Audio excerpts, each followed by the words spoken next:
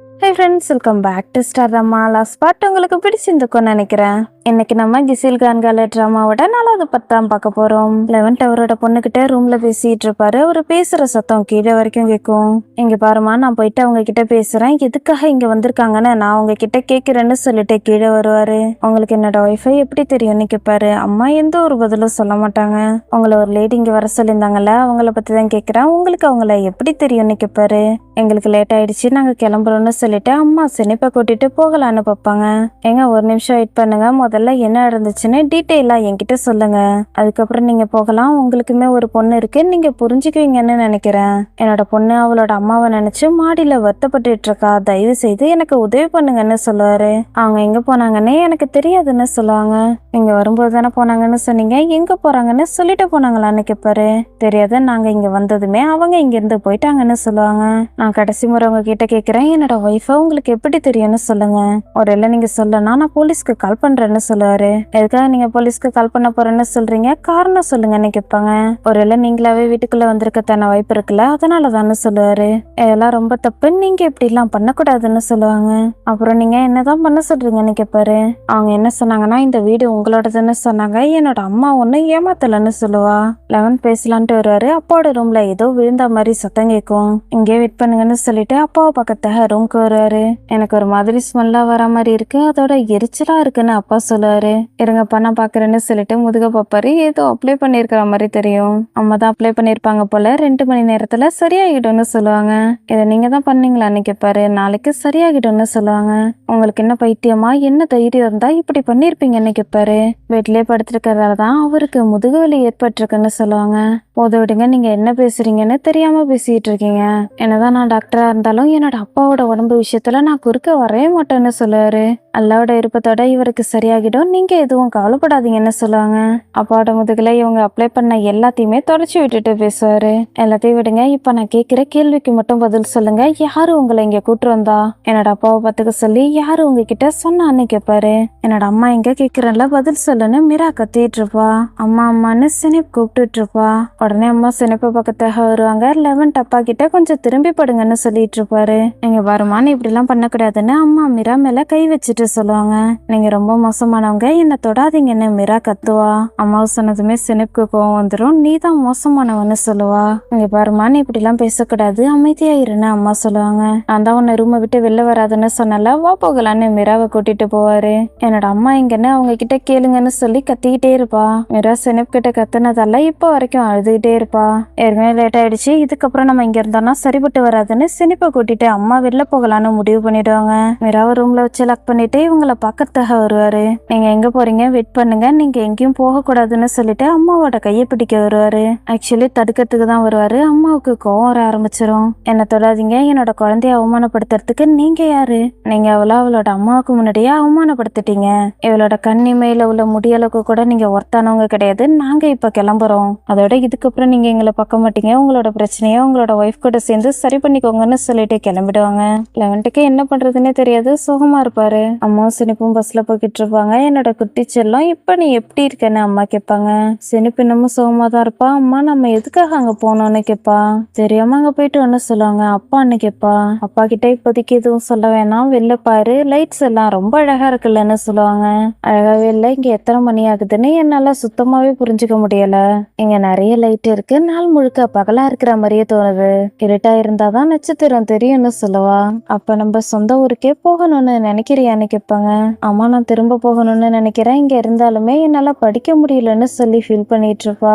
அல்லாவை விட வேற யாரும் சிறந்தவங்க கிடையாது. அவர் நம்மள இங்க கூட்டு வந்ததுக்கு ஏதாவது காரணம் இருக்கும், ஆனா அந்த காரணம் என்னன்னு நமக்கு தெரியாதுன்னு சொல்லி சினிப்பா சமாதானப்படுத்துவாங்க.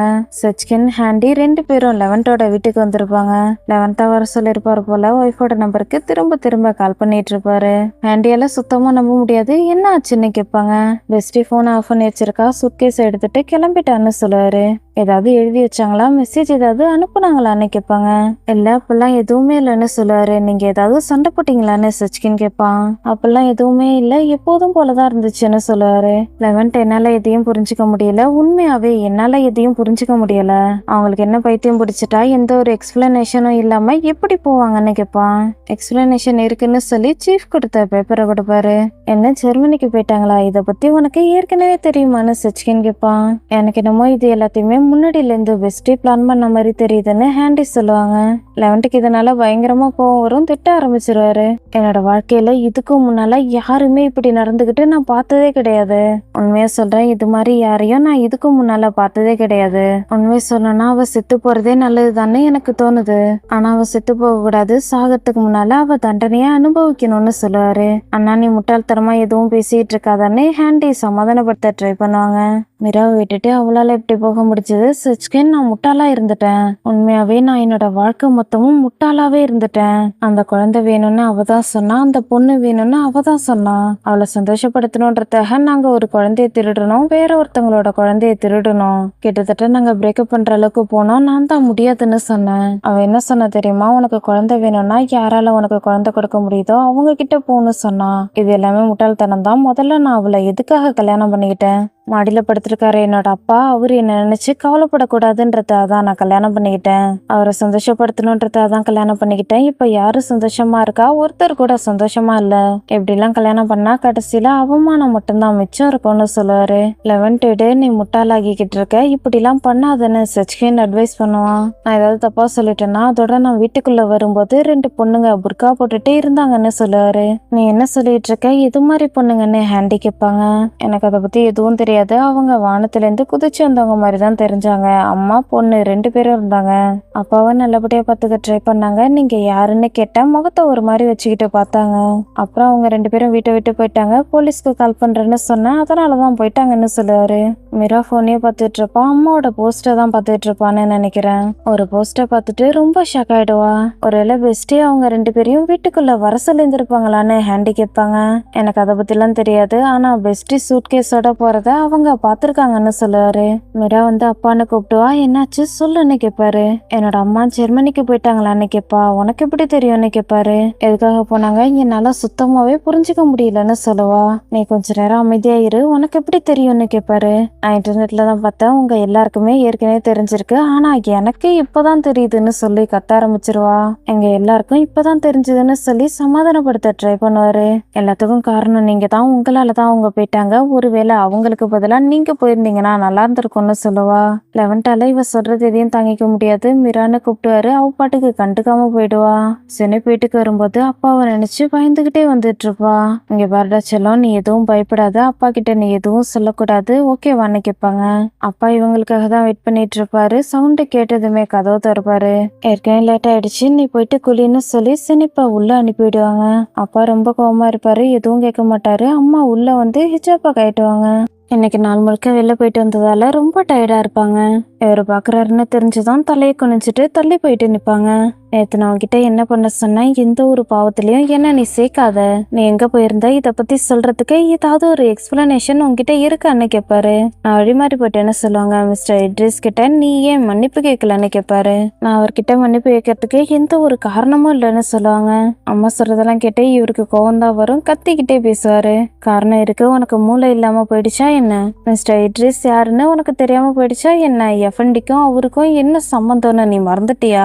அவனோட பிடிவாத குணத்தை பார்த்து நான் டயர்ட் ஆகிட்டேன். இன்னைக்கு நான் உன்னோட பிடிவாத குணத்தை மொத்தமா குறைக்கிறேன். நான் சொல்றது எனக்கு புரிஞ்சுதா? அப்பதான் நம்மளையும் காப்பாற்ற முடியும், நம்மளோட பொண்ணையும் காப்பாற்ற முடியும்னு சொல்லுவாரு. நீங்க என்ன சொல்லிட்டு இருக்கீங்க? இதனால நம்மளோட பொண்ணை எப்படி காப்பாற்ற முடியும்னு கேட்பாங்க. மரியம் நீ பதில் சொல்லிதான் ஆகணும், கண்டிப்பா நீ பதில் சொல்லிதான் ஆகணும். இது எல்லாத்துக்குமே பனிஷ்மெண்ட் இருக்குன்னு சொல்லுவாரு. அம்மாவுக்கு இவர் சொல்றதெல்லாம் கேட்டு ரொம்ப கஷ்டமா இருக்கும். நம்மளோட பொண்ணு இன்னும் தூங்கல, தயவுசெய்து நம்மளோட பொண்ணுக்காகவாது புரிஞ்சுக்கோங்கன்னு சொல்லிட்டு இருப்பாங்க. ஆனா இவரு சொல்றதை கேட்கவே மாட்டாரு. அம்மா பாட்டுக்கு அழுதுகிட்டே இருப்பாங்க. சென்னைப்பையில இருந்து அம்மா அழுதுகிட்டு இருக்கதை பார்த்துட்டு இருப்பா. செல்லன்னு அம்மா கூப்பிட்டுவாங்க. பொண்ணு இருக்கான்னு தெரிஞ்சதுமே உள்ள கூப்பிடுவாரு. உள்ள உன்னோட அம்மா அவங்க பண்ண பாவத்துக்கான தண்டனை அனுபவிக்கிறத பாருன்னு சொல்லிட்டு குச்சியை எடுப்பாரு. அம்மா அழுதுகிட்டே இருப்பாங்க. சினப்க்கு என்ன பண்றதுன்னே தெரியாது. அப்பா ரொம்ப கோவத்தோட தான் இருப்பாரு. காலிங் பெல் சவுண்ட் கேட்கவும் குச்சியை வச்சுட்டு வெளில போவாரு. சினப்க்கு கஷ்டமா இருக்கும். அம்மா சினிப்பை ஹக் பண்ணிட்டு அழ ஆரம்பிச்சிருவாங்க. ஆரிஃப் தான் வந்திருப்பாரு. அஸ்ஸலாமு அலைக்கும்னு சொல்லுவாரு. வா அலைக்கும் சலாம்னு அப்பா சொல்லுவாங்க. நாங்க எல்லாரும் இப்ப டெர்விஷோட வீட்டுல தான் இருக்கோம்னு சொல்லுவாரு. இன்னைக்கு நைட் நாங்க ரொம்ப பிஸியா இருக்கோம்னு அப்பா சொல்லுவாரு. மிஸ்டர் இட்ரிஸ எஃப்என்டி வர சொல்லியிருக்காரு. அதோட உங்களையும் வர சொன்னாருன்னு சொல்லவும், நீங்க என்ன சொல்றீங்கன்னு புரியுது, நான் வரேன்னு அப்பா சொல்லுவாங்க. கூடவே உங்களோட ஒய்ஃபையும் கூட்டிட்டு வாங்கன்னு சொல்லிட்டு அவர் பாட்டுக்கு கிளம்பிடுவாரு. அப்பாவோட முகமே மாறிடும். நெக்ஸ்ட் சீன்ல ஆரிஃப் கூட 3 பேருமே வந்துட்டு இருப்பாங்க. எதுக்காக கூட்டிட்டு போறாங்கன்னு தெரியாமலே வந்துட்டு இருப்பாங்க. ஆரிஃப் அவரோட செப்பலை கட்டிட்டு உள்ள போவாரு. உள்ள எட்டி பார்த்துட்டு நீங்க பொண்ணுங்களுக்கான செக்ஷனுக்கு போங்கன்னு சொல்லுவாரு. அம்மாவும் சினிப்பும் பொண்ணுங்களோட செக்ஷனுக்கு வருவாங்க. ஜுனைடோட அத்தையை பார்த்ததும் அஸ்ஸலாமு அலைக்கும்னு சொல்லுவாங்க. அலைக்கும் சலாம்னு சொல்லிட்டு உள்ள போக சொல்லுவாங்க. மிஸ்டர் இட்ரிஸ் இவங்களோட அண்ணன் தான். அவரை பார்க்கத்தான் தான் வந்திருப்பாங்க. அண்ணா என்னாச்சுன்னு கேட்பாங்க. இவங்க பேசிட்டு இருக்கத அம்மாவும் சினிப்பும் கேட்பாங்க. ஒரு ஆக்சிடென்ட் ஆகிடுச்சு, தானாவே சரியாகணும்னு பார்த்தேன், ஆனா அது சரியாகல, அதனாலதான் நானே வர வேண்டியதாகிடுச்சுன்னு சொல்லுவாரு. அல்லாவோட விருப்பத்தோட எது பெஸ்ட்னு உங்களுக்கு தான் தெரியுமேன்னு சொல்லுவாங்க. அங்கிள் அல்லாஹ் உங்களுக்கு சரியான பாதையை காட்டுவாங்கன்னு ஃபைசா சொல்லுவா. மிஸ்டர் இட்ரிஸ் உங்களுக்காக எல்லாரும் வெயிட் பண்ணிட்டு இருக்காங்கன்னு ஒரு சின்ன பையன் வந்து கூப்பிடுவான். ஓகே அப்ப நான் கிளம்புறேன்னு சொல்லிட்டு போவாரு. அத்தை அம்மா ஒரு மாதிரி கோவமா பார்த்துட்டு போவாங்க. ஜுனைட் புக் படிச்சுட்டு இருப்பான். கதவு தட்டுற சத்தங்கிக்கவும் உள்ள வாங்கன்னு சொல்லுவான். நீங்க நாள் முழுக்க எதுவும் சாப்பிடலன்னு சொல்லி ஜுனைட்காக சாப்பாடு எடுத்துட்டு வந்திருப்பாரு. நம்மளோட மனசை சமாதானப்படுத்தணுன்றதாக நம்ம எல்லாத்தையும் பண்ணிக்கிறோம். சோகன்றது இதனாலதான் அப்பப்போ வந்து போய்கிட்டு இருக்கு. மிஸ்டர் இட்ரிஸ் வந்துட்டாரு போல. கேக்கோட சுல்தான் அவர் தானே. டெஸ்ட் பண்றதுல கடவுள், சீஸ், கிரீம் ரெண்டுத்தோட கேப்டன் தானே அவருன்னு கேட்பான். ஜுனைட் சொல்றதெல்லாம் கேட்டு இவருக்கு சிரிப்பு வரும். இருந்தாலும் கண்ட்ரோல் பண்ணிட்டு இருப்பாரு. எதுக்காக இப்படி பண்ணிட்டு இருக்க, உனக்கு சிரிக்கணும்னு தோணுச்சுன்னா சரின்னு சொல்லுவான். அல்லாஹ் உங்களை எப்பவுமே சந்தோஷமா வச்சுக்கணும்னு சொல்லுவாரு. நீ வெறுங்கையோட வந்திருக்க மாட்டியே, ஏதாவது கேஸ் இருக்கான்னு கேட்பான். ஏற்கனவே நடந்த மிஸ் அண்டர்ஸ்டாண்டிங்கை பத்தி தான் எல்லாருமே பேசிட்டு இருக்காங்க. ஒரு லேடி புதுசா வேலைக்கு வந்திருக்காங்க. அவங்களாலதான் பிரச்சனை ஏற்பட்டிருக்கு. மிஸ்டர் இட்ரிஸ் அந்த லேடி கிட்ட நீங்க வந்து என்கிட்ட மன்னிப்பு கேளுங்க, நீங்க செஞ்ச பாவத்தை நான் மன்னிச்சிடுறேன்னு சொல்லியிருக்காரு. ஆனா அந்த லேடி வரவே இல்லைன்னு சொல்லுவாரு. இதுக்கெல்லாம் காரணம் என்னன்னு கேட்பான். அந்த லேடி போருக்கு ப்ரிப்பேர் பண்ணும்போது அதுல யூஸ் பண்ற பட்டரை பத்தி தான் ஏதோ சொல்லியிருக்காங்க. முழுசா என்ன இருந்துச்சுன்றத பத்தி அவங்க எங்க கிட்ட சொல்லலன்னு சொல்லுவாரு. பட்ரான்னு கேட்பான். நெக்ஸ்ட் சீன்ல மிஸ்டர் இட்ரிஸ் எல்லாருக்கும் முன்னாடியும் வருவாரு.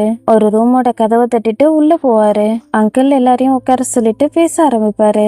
நம்ம எல்லாரும் நம்மளோட நேரத்தை வீணடிக்க வேணாம், நம்மளோட நேரத்தை நல்லதுக்காக செலவிடலாம். வெளிச்சம் தான் நமக்கு உதவி பண்ணுது. ஒருவேளை நம்மளுக்கு கண்ணு தெரியலன்னா என்ன பண்றது? மத்தவங்களோட உதவி நமக்கு தேவைப்படும். அவங்க நல்ல எண்ணத்தோட பண்றாங்களா இல்ல கெட்ட எண்ணத்தோட பண்றாங்களான்னு நமக்கு தெரியாது. ஆனா ஆண்கள் நம்மளால எங்கேயும் போக முடியாது, நம்மளால மூச்சு கூட விட முடியாது. ஆனா எல்லா கதவுக்கு முன்னாடியே வரிசையில எல்லாரும் நின்றுட்டு இருப்பாங்க. எல்லாம் எங்களை மன்னிச்சிருங்கன்னு சொல்லுவாரு. இங்க இவரு பேசிக்கிட்டு இருக்க மாதிரியே இவரோட ஒய்ஃபும் பேசிக்கிட்டு இருப்பாங்க. முதல்ல நம்ம எஃப்என்டியை மதிக்கணும். அவருக்கு பிடிச்சவங்களையும் அவர் கூட இருக்கிறவங்களையும் அவரை யாருக்கெல்லாம் பிடிக்குதோ அவங்களையும் மதிக்கணும். ஒருவேளை நம்ம மத்தவங்களை மதிக்கலன்னா அவரை மதிக்கலன்னு தான் அர்த்தம்னு சொல்லுவாங்க. அடுத்து சாடி ஹுடாயி என்ன சொல்றாருன்னு பார்க்கலாம். நாம எல்லாரும் ஒற்றுமையா இருக்கணும். பெரியவங்க நமக்கு சப்போர்ட் பண்ணுவாங்க. நாம எல்லாரும் எப்பவுமே ஒன்னா இருக்கணும். யாரு நம்ம கூட இருக்காங்களோ அவங்களுக்காக நம்ம இருக்கணும். ஆனா யாரு நமக்கு சூட் ஆகலையோன்னு சொல்லி எதையோ சொல்ல வருவாரு. ஜுனைட் வரத பார்த்ததும் எதுவும் பேச மாட்டாரு. குரான்ல உள்ள வார்த்தைகளை சொல்லிக்கிட்டே வருவான். ஜுனைட பார்த்ததுமே சுத்தி இருக்கிற எல்லாருமே எழுந்து நின்று மரியாதை கொடுப்பாங்க. சில பேர் நீதியை விட்டு ரொம்ப தூரமா இருப்பாங்க. அவங்க சைலண்டா இருப்பாங்க, எதுவும் பேச மாட்டாங்க. எல்லாருக்கும் ஒரே ஒரு பாதம் மட்டும்தான் இருக்கு. ஆனா அதுல ஒருத்தர் மட்டும் நம்மளை விட டிஃப்ரெண்டா இருக்காங்க. இப்ப பேசுங்களேன், ஏன் சைலண்டா இருக்கீங்க, அவரை பேச சொல்லுங்க, இல்லைன்னா சைலண்டாவே இருக்க சொல்லுங்கன்னு சொல்லுவான். ஒரு குட்டி பையன் ஜுனைட பார்த்துட்டு தலை வணங்குவான். ஜுனைடுக்கு ஹாப்பியா இருக்கும். சிரிப்பு வரும். இருந்தாலும் கண்ட்ரோல் பண்ணிட்டு திரும்பி அங்கிளை பார்த்துட்டு எஃப்என்டியோட ரூம்க்கு முன்னால போவான். கதவை திறக்கலான்ட்டு போவான். தன்னோட இதயத்துல கைய வச்சுட்டு கதவை லைட்டா தட்டிட்டு உள்ள போவான். அங்கிள் ஏதோ பிளான் பண்ணிருப்பாரு போல. பேசும்போது கூட அப்பாவையே பார்த்துக்கிட்டு இருந்தாரு. ஆனா இப்ப ஜுனைட் வந்ததால மொத்தமா சொதப்பிடிச்சு கோவமா நின்னுட்டு இருப்பாரு. அப்பா சிரிச்சுக்கிட்டே இவரை பாப்பாரு. முன்னாடி வான்னு கூப்பிட்டுட்டு பேசுவாரு. இங்க பாருங்க மிஸ்டர் நைம், நீங்க ஒன்னும் பெரிய ஆளு கிடையாது, எல்லாத்தையுமே உங்களோட கண்ட்ரோல்ல வச்சுக்கணும்னு சொல்லுவாரு. லெவன்ட் மிராவை பார்க்கறதுக்காக சைலண்டா ரூம்க்கு வருவாரு. மிரா தூங்கிட்டு இருக்கத பார்க்கும்போது ரொம்ப சந்தோஷமா இருக்கும். எனக்கு நிறையவே எழுதிருப்பா இல்லையா, அதனால பக்கத்துல உட்காந்து செல்லமா பார்த்துட்டு இருப்பாரு. ஒருவேளை அழுததால உடம்பு சரியில்லாம போயிருக்குமோன்னு தொட்டு பார்ப்பாரு. ஓகே, இந்த பிரச்சனையும் இல்லை, நல்லா இருக்கான்னு தெரிஞ்சதும் போத்தி விட்டுட்டு கிஸ் பண்ணிட்டு கிளம்பிடுவாரு. என்னதான் மீரா தன்னோட சொந்த பொண்ணு இல்லைன்னாலுமே இத்தனை வருஷமா தன்னோட சொந்த பொண்ணா தான் வளர்த்துட்டு இருப்பாரு. மீரா தூங்கிட்டாரான்னு ஹேண்டி கேட்பாங்க. ஆமா தூங்கிட்டான்னு சொல்லுவாரு. கல்யாணம் ஆனதாலதான் இப்படிலாம் ஆச்சு, நான் இப்படிப்பட்ட மனுஷனா ஆகிட்டேனேன்னு சொல்லி சச்சிகன் புலம்பிட்டு இருப்பான். சச்சிகன் நீ என்ன சொல்லிட்டு இருக்கன்னு கேட்பாரு. என்னாச்சு, நீயும் இதையே தானே சொல்லிட்டு இருந்தேன்னு கேட்பான். சச்சிகன் நீ வேற, உன்கிட்ட பணம் இருக்குன்னு அவர் பாட்டுக்கு பேசலான்ட்டு வருவாரு. அண்ணா நீ என்ன சொல்லிட்டு இருக்க, அவன் இதை பத்தி தான் பேசிட்டு இருக்கானான்னு கேட்பா. அவன் சும்மா முட்டாள்தனமா பேசிட்டு இருக்கான்னு சொல்லுவாரு. இது எல்லாமே இன்னைக்கு நடக்கலன்னா நாளைக்கு கண்டிப்பா நடக்கதானே போகுதுன்னு சொல்லுவான். சச்சிகன் நீ என்னதான் பண்ண சொல்ற, உன்ன மாதிரியே வாழ சொல்றியான்னு கேட்பாரு. 11 நான் அப்படிலாம் சொல்லல, சிஸ்டம் ரொம்ப மோசமா இருக்கு. உனக்கு நான் சொல்றது புரியுதா, மனுஷங்க அவங்க விருப்பப்பட்ட மாதிரி வாழ முடியாது, சிஸ்டத்துக்கு ஏத்த மாதிரி தான் மனுஷங்களால வாழ முடியும், நல்லா யோசிச்சு பாரு. இந்த உலகத்துல உள்ள எல்லாத்தையும் உன்னால ஃபிக்ஸ் பண்ண முடியாது, எதையுமே உன்னால ஃபிக்ஸ் பண்ண முடியாது. இந்த உலகத்தை மக்கள் அவங்களோட விருப்பப்படி ஆண்டுகிட்டு இருக்காங்க, உன்னால அதுக்கு எதிராக போக முடியாது. உனக்கு இப்போ என்னதான் வேணும், குடும்பம் வேணுமா, குடும்பத்தோட வேல்யூஸ் வேணுமான்னு சொல்லிட்டு அவன் பாட்டுக்கு நான் ஸ்டாப்பா பேசிட்டு இருப்பான். 11க்கு இன்னும் டென்ஷன் ஆக ஆரம்பிச்சிடும். சச்சிகன் நீ என்ன பேசிட்டு இருக்கன்னு கேட்பாரு. அண்ணா அவன் என்ன சொல்றான்னா சிஸ்டத்தோட மெயின் ஏஜென்ட்டே கல்யாணம் தான்னு சொல்றான். அவன் சொல்றது சரிதான், மனுஷங்களை கண்ட்ரோல் பண்றதுக்கான ஈஸியான வழி கல்யாணம் தான், குடும்பம்ன்றது குழந்தைங்களுக்கு மட்டும்தான் இருக்கும்னு சொல்லுவா. ஹேண்டி நீ குழந்தைங்களை பத்தி மறந்துட்டேன்னு சொல்லுவாரு. இதுக்கும் அதுக்கும் என்ன சம்பந்தம்னு கேட்பா. நீ சொல்றது என்னமோ சரிதான், ஆனா குழந்தைங்களை யாரு வளர்ப்பா, பேரண்ட்ஸ் தான் வளர்ப்பாங்க. உனக்கு குழந்தை இல்ல, நீ சொல்றதெல்லாம் யாரு நம்புவா. அன்பார்ச்சுனேட்லி முட்டாள்களுக்கு கூட குழந்தை இருக்கு, எதனால நம்ம இந்த பாயிண்ட் எல்லாம் பேசலான்ட்டு வந்தோம். சரி விடு. அட்டாட்டர்க் நம்ம கிட்ட கம்ப்ளீட்டா டிஃப்ரெண்டான ஒரு விஷயத்த தான் விட்டுட்டு போனாரு. 2ஆம் உலக போருக்கு அப்புறம் நம்ம யூரோப் கூட போட்டி போடணும்ன்ற அவசியம் கிடையாது, நாம அவங்கள சுத்தி இருந்தா மட்டும் போதும். ஆனா இது எல்லாமே எங்க போச்சு, நீ இதை பத்திலாம் பேச மாட்டேன். குழந்தைங்களால மட்டும்தான் இந்த உலகத்தை சரியான பாதைக்கு கூட்டிட்டு போக முடியும். குழந்தைங்க தான் ஃபியூச்சர், அவங்கள வளர்க்கறதால எந்த ஒரு கஷ்டமும் ஏற்பட போறதில்ல. இதுதான் ரொம்ப சரியானது, இது ரொம்ப சிம்பிள். மீரா மட்டும் இங்க இல்லாம அவங்க கூடவே இருந்திருந்தா அவளோட வாழ்க்கை எப்படி ஆகிருக்கும்னு உனக்கு தெரியுமான்னு கேட்பாரு. சுனைட் எஃப்என்டியோட ரூமுக்கு வெளில வந்ததும் அங்கிள் முன்னாடி வருவாரு. வெளில போங்கன்னு சொல்லி கண்ணை காட்டுவான். அங்கிளும் புரிஞ்சுக்கிட்டு போவாரு. எஃப்என்டியோட ரூம் கதவை லைட்டா தட்டிட்டு உள்ள போவாரு. எல்லாரும் கேளுங்க, சரியான நேரம் வந்துடுச்சு, தூங்கிட்டு இருக்கவங்கள அல்லா எழுப்புவாருன்னு சொல்லுவான். அடுத்த ஆன்ட்டியை கட்டுவாங்க. அல்லாவுக்காக நம்ம எல்லாத்தையும் செய்யணும்னு சொல்லிட்டு இருப்பாங்க. ஒரு லேடி வந்து இவங்களோட காதுல எதையோ சொல்லுவாங்க. கேட்டதுமே ஆன்ட்டி ஷக் ஆயிடுவாங்க. அல்லாதான் உங்க எல்லாரையும் பாதுகாக்கணும், அல்லாதான் உங்க எல்லாரையும் பாதுகாக்கணும், அல்லாதான் நம்ம எல்லாரையுமே பாதுகாக்கணும்னு சொல்லிட்டு கிளம்பிடுவாங்க. அம்மா அவங்க எல்லாரும் நம்மளையும் அப்படித்தான் பண்ணுவாங்களா, ஆன்ட்டி எப்படி பண்ணாங்களோ அதே மாதிரியே நம்மளையும் பண்ணுவாங்களான்னு கேட்பா. அம்மா குரான்ல உள்ள வார்த்தைகளை சொல்லி செனிப்பா சமாதானப்படுத்துவாங்க. அடுத்து எல்லாருமே ஆன்ட்டி கூட வருவாங்க. பொண்ணுங்க மட்டும் தனியா நிக்கிற மாதிரி இடம் இருக்கும், அங்கதான் நின்றுட்டு இருப்பாங்க. அங்கிள் வெளில வந்ததும் நம்பிக்கைக்குரிய ஒன்ன எடுத்துட்டு வாங்கன்னு ஆரிஃப் கிட்ட சொல்லுவாரு. ஆரிஃப் இன்னொருத்தர பாப்பாரு. மொத்தமா 3 பேர் போயிட்டு பீரோவை திறந்து உள்ள ஒரு பெட்டி இருக்கும், அதை திறந்து எதையோ எடுத்துட்டு வருவாங்க. நீங்க ரெடியா இருக்கீங்களான்னு அங்கிள் கேட்பாரு. நாங்க ரெடியா இருக்கோம்னு சொல்லுவாங்க. நம்ம நேரம் சொல்றத கேட்கணுமான்னு கேட்பாரு. நம்ம அல்லாவுக்கு மட்டும்தான் அடி பண்ணியணும்னு சொல்லுவாங்க. மிஸ்டர் இட்ரிஸ்னு கூப்பிட்டுவாரு. எல்லாருமே ஷாக் ஆகி பார்த்துட்டு இருப்பாங்க. எஃப்என்டியோட ரூம்க்கு வெளில வருவாரு. 2 பேர் அவரை கைதி மாதிரி கூட்டு வந்து ஒரு சேர்ல உட்கார வைப்பாங்க. பீரோக்குள்ளேருந்து எடுத்துட்டு வந்ததை ஓபன் பண்ணுவாரு. உள்ள கத்திரிக்கோள் இருக்கும். இதை அவர்கிட்ட கொடுங்கன்னு சொல்லி கையை நீட்டிட்டு பேசுவாரு. எல்லாமே நம்மளோட கையில தான் இருக்கு, பாவம் பண்றதும் புண்ணியம் பண்றதும் நம்மளோட கையில தான் இருக்கு. மிஸ்டர் எட்ரிஸ்னு கூப்பிடுவாரு. எட்ரிஸ் நிமிந்து பார்ப்பாரு. ஜுனைட் கோவமா இவரை பார்ப்பான். எட்ரிஸ்க்கு ரொம்ப கஷ்டமா இருக்கும். கை நடுங்கிக்கிட்டே அந்த கத்திரிக்கோளை எடுப்பாரு. ஆன்ட்டி ஷக் ஆயிடுவாங்க. அவங்க இப்படி பண்ண மாட்டாங்க தானே, உன்னோட அப்பாவை கூப்பிட்டுன்னு சொல்லுவாங்க. அம்மா நீங்க இப்படி எல்லாம் பண்ணாதீங்க, அங்க போகாதீங்கன்னு ஃபேஸா சொல்லுவா. குட் லக்னு அங்கிள் சொல்லுவாரு. எல்லாரோட ரியாக்ஷனையும் சுத்தமாவே புரிஞ்சுக்க முடியாது. எட்ரிஸ் அவரோட தாடிய பாதியா நறுக்கிடுவாரு. இப்படி பண்றதால இவர் செஞ்ச பாவம் சரியாகிடும் போல. எல்லாருமே இவரையே பார்த்துட்டு இருப்பாங்க. தாடியை கட் பண்ணி முடிச்சதும் அங்கிள் பேசுவாரு. ஆன்ட்டி ரொம்பவே உடஞ்சு போயிடுவாங்க. நம்ம எல்லாரும் எப்பவும் கவனமா இருக்கணும். மிஸ்டர் எட்ரிஸ் உங்களோட தாடி திரும்ப வளர்ற வரைக்கும் உங்களோட வாழ்க்கையை பத்தி யோசிங்க. வழி தவறி போறவங்கள அல்லா பாதுகாக்கட்டும். ஆம் என்ன சொல்லுவாரு. எல்லாரும் அவன் என்ன சொல்லுவாங்க, இட்ரிஸ் சார் 2 பேர் வந்து கூட்டிட்டு போயிடுவாங்க.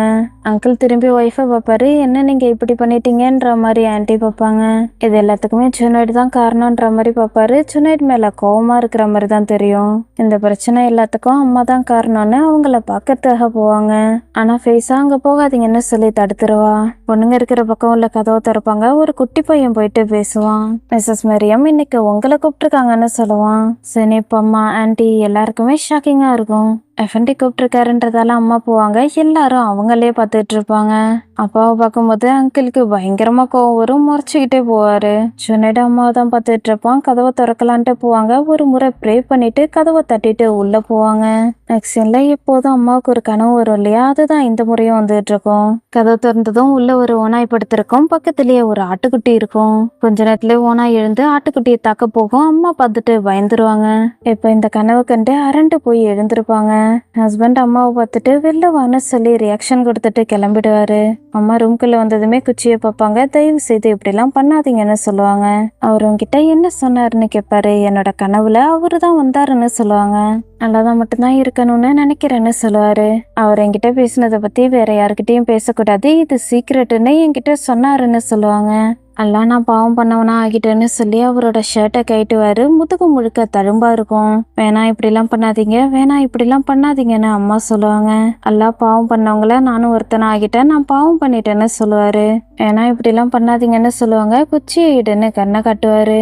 அல்லா பாவம் பண்ணவங்கள நானும் ஒருத்தனை ஆகிட்டேன், நான் பாவம் பண்ணிட்டேன்னு சொல்லி திரும்ப திரும்ப சொல்லிட்டு இருப்பாரு.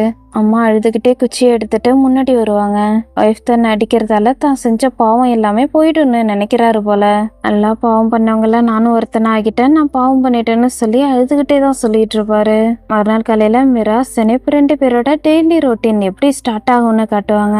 நான் வாய்ஸ் ஓவர்ல கொடுக்கறதுக்கு பதிலாக விஷுவலா பார்த்தீங்கன்னா உங்களுக்கே புரியும். ஸோ இன்னும் கொஞ்ச நேரம் என்னோட வாய்ஸ் ஓவர் இருக்காது, இவங்களோட டெய்லி ரொட்டீன் எப்படி இருக்கும்ன்றது தான் வரும்.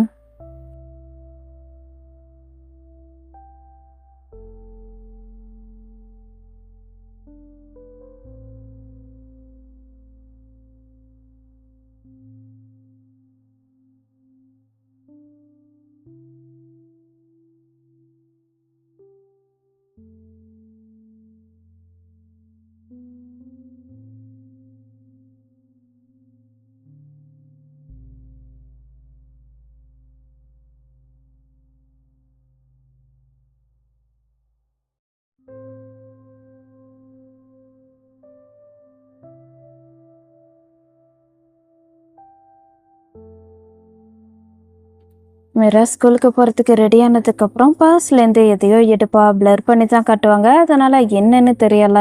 மிரா சின்ன பிள்ளையிலேருந்து யூஸ் பண்ண பொருள் அவ சம்மந்தப்பட்ட எல்லாத்தையுமே 11 ஹாப்பியாக பார்த்துட்டு இருப்பாரு.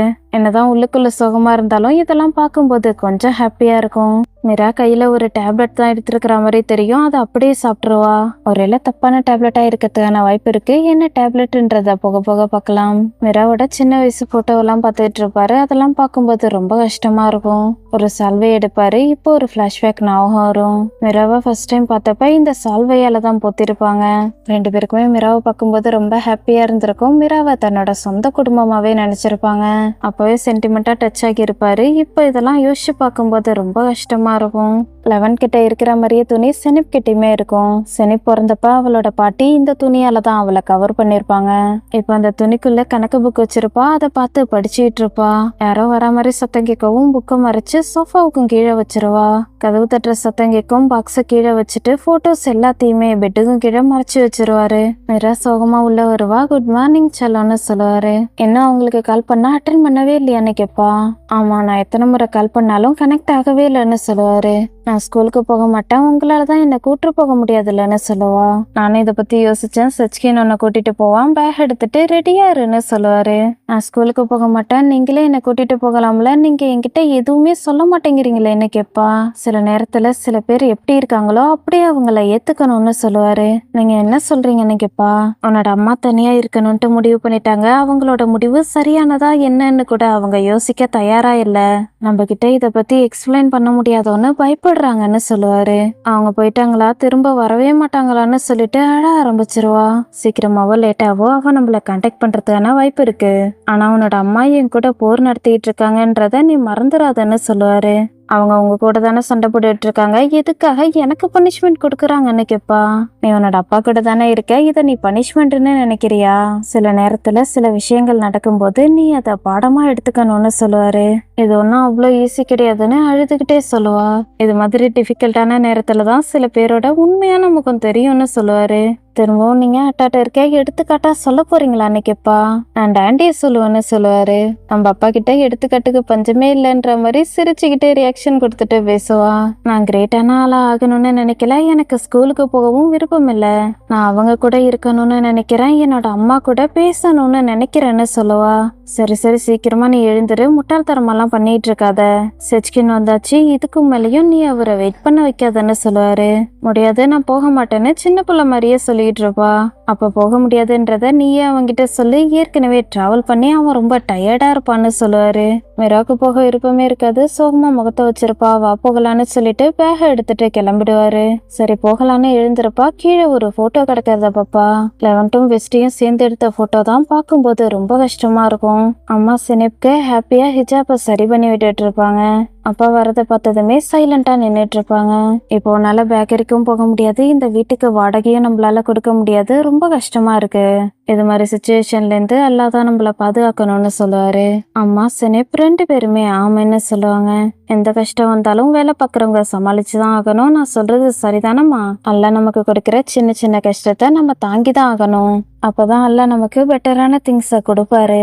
நம்ம நல்லவங்களா இருந்து எல்லா கஷ்டத்தையுமே பொறுத்து போகணும். ஒரு ஜென்டில்மேனோட பாதுகாப்புல இருக்கிறத நினைக்கும் போது எனக்கு ரொம்ப சந்தோஷமா இருக்கு. நல்ல சொல்லோட இன்னொரு நல்ல சொல்ல அல்லா சேர்த்து வைப்பாரு. என்னோட நல்ல பொண்ணுன்னு சொல்லிட்டு சினிப்பை பார்த்துட்டு இருப்பாரு. சினிப் திரும்பி அம்மாவை பாப்பா, எங்களுக்கு லேட் ஆயிடுச்சுன்னு சொல்லுவாங்க. எங்க போறேன்னு சொல்லு, நான் உன்னை கூட்டிட்டு போறேன்னு சொல்லுவாரு. நான் போயிட்டு அவங்களுக்கு ஏதாவது தேவைப்படுதான்னு கேட்குறேன், இப்படியே விட்டா சரிப்பட்டு வராதுன்னு சொல்லுவாங்க. சரி ஓகே நீ போமான்னு சொல்லிட்டு பொண்ணை அனுப்பி விட்டுட்டு அடுத்து ஒய்ஃப் கிட்ட பேசுவாரு. நேற்று நைட்டு எனக்கு கொஞ்சம் லக் இருந்திருக்கு, அதனாலதான் என்னை மன்னிச்சு விட்டுட்டாரு. நீ அவங்களுக்கு எதிராக போகக்கூடாது, நல்லா ஞாபகம் வச்சுக்கோ. ஹஸ்னா கூட சண்டை போடாத, அவங்க தான் நம்மளோட பிளெஸ்ஸிங்னு சொல்லுவாரு. அம்மா நிமிந்து ஒரு பார்வை பார்த்துட்டு கிளம்பிடுவாங்க. மீரா வேண்டாம் இருப்பாதான் வெளில வருவா. செச்கின் இன்னும் வந்திருக்கவே மாட்டாரு. அவர் இன்னும் வரவே இல்லையா கேட்பா. அவர் வருவாரு, நீ வெயிட் பண்ணுன்னு சொல்லுவாரு. வேணா நான் இன்னைக்கு ஸ்கூலுக்கு போகல, வீட்லயே இருந்து நான் படிச்சுக்கிறேன், நீங்க அவர்கிட்ட சொல்லிடுங்கன்னு சொல்லிட்டு போகலான்ட்டு பாப்பா. பைக் சவுண்டு கேட்கவும் பார்த்துட்டு பயங்கரமா ஷாக் ஆயிடுவா. வாவ், இந்த பைக் ரொம்ப நல்லா இருக்கு, இது 1000 ரூபாய் இருக்குமான்னு கேட்பா. நீ என்னம்மா சொல்லிட்டு இருக்க பிரதர் சச்கின, நீ அவமானப்படுத்துறியா? மொத்தமா 1500 இருக்கும்னு சொல்லுவாரு. லெவன்ட்டை பார்ப்பாரு. மீரா ஹாப்பியா இருக்கிறத பார்க்கும்போது லெவன்ட்டுக்கு ரொம்ப ஹாப்பியா இருக்கும். இப்போதான் ஃபர்ஸ்ட் டைம் பைக்கை பார்க்குறா போல. ஹேண்டில் பிடிச்சி திருவிக்கிட்டே இருப்பா. ஏன்னா நீ இப்படிலாம் பண்ணாத, ஹெல்மெட்டை போட்டுக்கோ, பின்னாடி வந்து உட்காரு, அவனை ஸ்கூல் என்ட்ரன்ஸ்ல விட்டுருவேன், அதுக்கப்புறம் நீ நடந்துதான் போகணும், வா போகலான்னு கூப்பிட்டுவாரு. மீரா பாட்டுக்கு பயங்கர எக்ஸைட்மெண்டா பைக்ல போகலான்ட்டு பாப்பா. பேக மறந்துட்டு பாரு, வாங்கிக்கோன்னு 11 கொடுப்பாரு. பாரு ஸ்கூலுக்கு போறா, ஆனா ஸ்கூல் பேக்கையே மறந்துட்டான்னு சொல்லி கலாய்க்க ஆரம்பிச்சிருவாரு. அது ஒன்றும் இல்லை, இப்போ சுச்சுவேஷன் சரியில்லை, அதனால தானே சொல்லுவா. ஓகே டாக்டர், அப்புறமா பார்க்கலான்னு சொல்லிட்டு பைக்கை ஸ்டார்ட் பண்ணிடுவாரு. மீரா இப்பதான் ஃபர்ஸ்ட் டைம் பைக்ல போறா போல. ஒரு பக்கமா சாஞ்சிக்கிட்டே உட்காந்துட்டு போய்கிட்டு இருப்பா. லெவன்ட்டுக்கு மீராவை பார்க்கும்போது சிரிப்பு தான் வரும். இந்த பொண்ணை பாருங்களேன்ற மாதிரி தான் சிரிச்சுக்கிட்டு இருப்பாரு. எவ்வளோ பெரிய பிரச்சனை இருந்தாலும் சரி, வீட்டில் ஒரு குழந்தை இருந்துச்சுன்னா அந்த குழந்தையோட சிரிப்பையும் சேட்டையவும் பார்க்கும்போது நமக்கு இருக்கிற பிரச்சனை எல்லாமே ஃப்ராக்சர் ஆஃப் செகண்ட்ல மறந்தே போயிடும். பிள்ளைங்க எவ்வளோ பெருசா வளர்ந்தாலும் சரி, பேரண்ட்ஸுக்கு அவங்க குழந்தைங்களா தான் தெரிவாங்க. மீரா என்னதான் இப்போ கொஞ்சம் வளர்ந்துருந்தாலும் லெவன்ட்டோட கண்ணுக்கு இன்னும் குழந்தையா தான் தெரியுறா. ஓகே, இதோட இந்த பார்ட் முடியுது. இந்த பார்ட் உங்களுக்கு பிடிச்சிருந்துக்கும்னு நினைக்கிறேன். பிடிச்சிருந்தா மறக்காம லைக் அண்ட் சப்ஸ்கிரைப் பண்ணுங்க. நெக்ஸ்ட் பார்ட்ல நான் உங்களை மீட் பண்றேன். Until then bye, thanks for வாட்சிங்.